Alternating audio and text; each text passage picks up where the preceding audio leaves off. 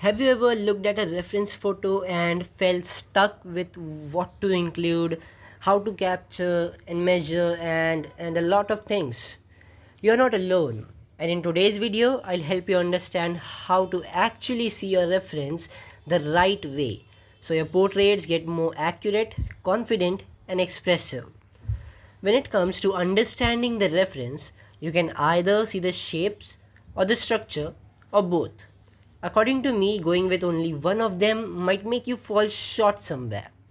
Like when you spot the shapes, sometimes your portrait might end up looking like a vector or graphic version of the reference, which, if is intentional, then it's good. And when it comes to structure only, you might draw the eye how an eye really is, structure wise, instead of how the eye is supposed to look according to the reference. So, in conclusion, going ahead with both of them is pretty beneficial, but there are artists who use just one of them and are majestical with their work. What people usually do is they get their reference and they have learned Loomis method, so mindlessly they just plot one, and it doesn't represent the reference even the tiniest bit, which is totally wrong. So by now, you would be knowing that before going all in, you would need to study the reference. To dissect this reference, I'll start with the spear. Since my base was Loomis method, so the spear represents the cranium. After that, I'll find out where the side plane begins. Not only pointing it out, but how am I supposed to place it on paper? I need to have some kind of measurement. And this is where comparative measuring comes in. See, this whole thing, if I measure it using my pen and compare it to the other side, it's two times. It takes two times of this length to get it similar to this one, which means it's half of this. And this is how you do it when drawing on paper. Let's go with the center line of the face, which in his case divides the eyebrow line in two equal parts. And we already know where the eyebrow line will be. So it's easy for us now. Now, what about the length of the face? How are we supposed to find that? The top of the head is on the top of the spear. And since we don't have the hairline third, we'll measure the whole thing and bring it down. So it's approximately 1.5 times of the top part. And this whole thing makes the length of the face.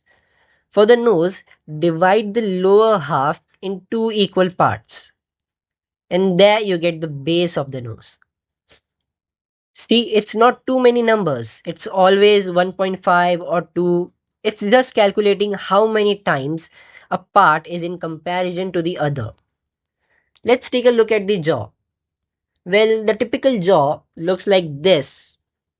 Well, this side over here represents the same shape as this one. So what I'll do is, I'll drop this line down from the middle of the chopped part, and when it comes to tapering it to the chin, the question arises from where. So for that, look at where the line ends.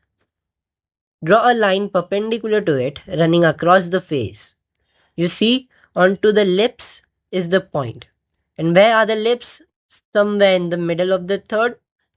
So just bring it down till the half of the lower third and taper it towards the chin.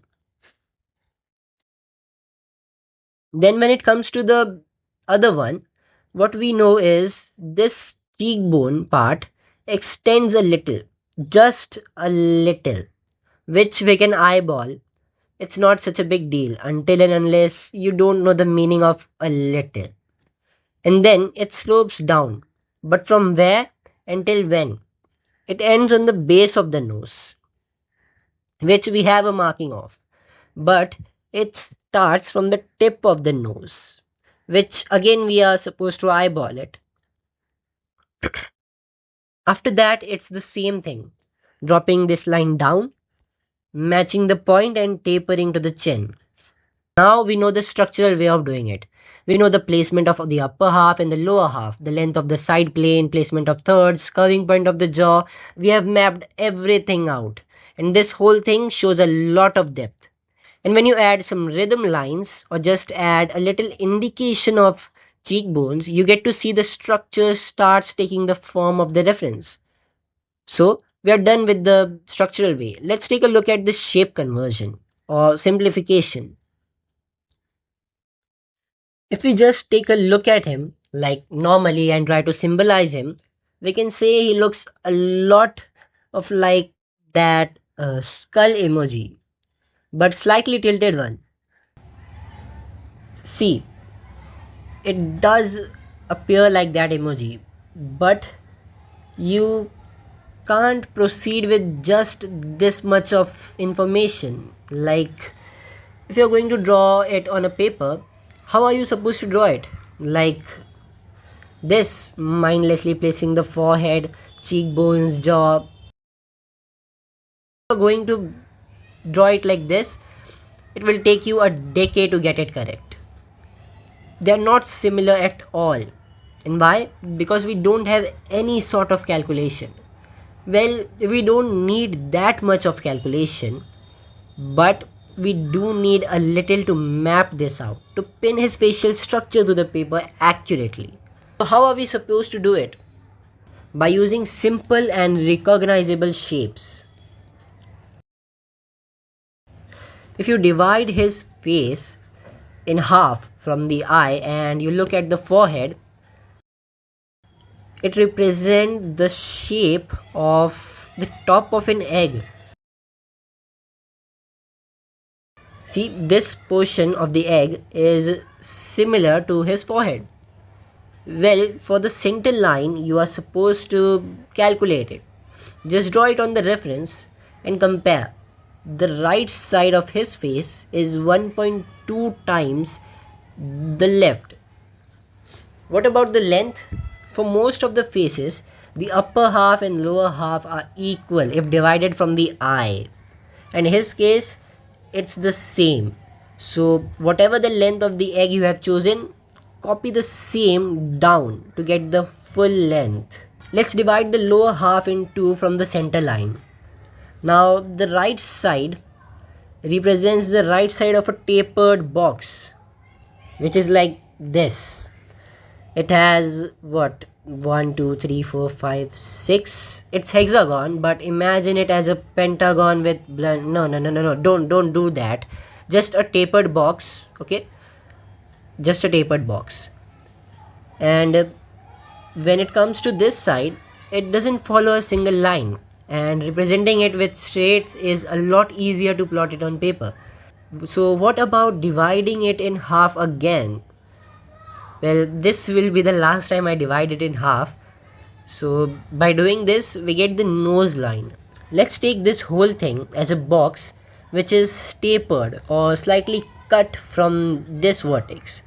Well, I'm not considering it as a whole side because it's too small. And then the remaining portion of the jaw represents the tapered box, but just this much of it, right? See, only this much. But what if you want to know the placement of eyebrow and eyeball and lips? What are you supposed to do? Just measure the length from the nose line to the chin line and take the same length above, you get the eyebrow line. In his case only, some people might have it larger or lower. For the lips, divide the lower third in 3, and this first line will have the lips. So now you know the shape language and the structural way of doing it. So what are you waiting for? Try it and draw a head shape that matches the reference. Just in case you are willing to add more form to it, use Reilly rhythms, which I have learned, but this video won't be about that. So just take a look at it and see how the cheekbones part matches his cheekbones, the eyebrow ridge, and all of the things.